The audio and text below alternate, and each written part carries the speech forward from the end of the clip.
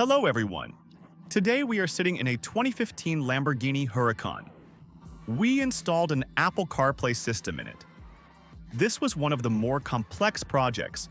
There is very little space in this car. We had to manufacture a new wiring harness specifically for this vehicle so everything would fit and be installed neatly. But everything worked out.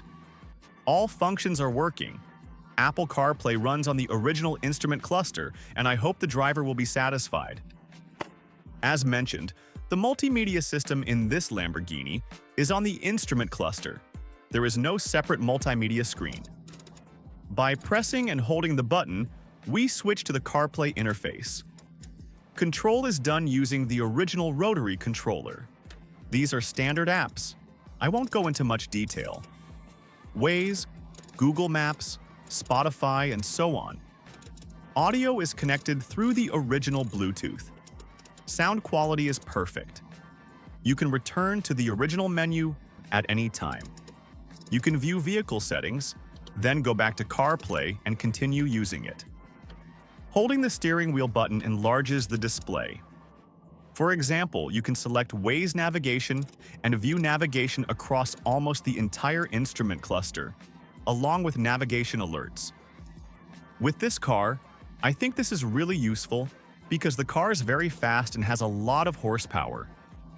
There are 3 instrument cluster display modes.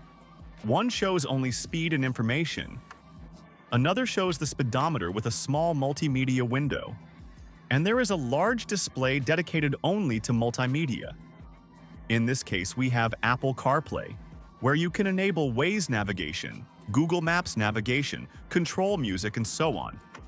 Control, as mentioned, is done with the original rotary controller.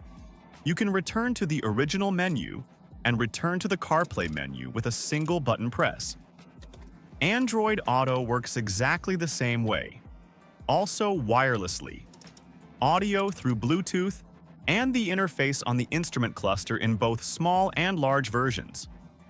We do things like this every day.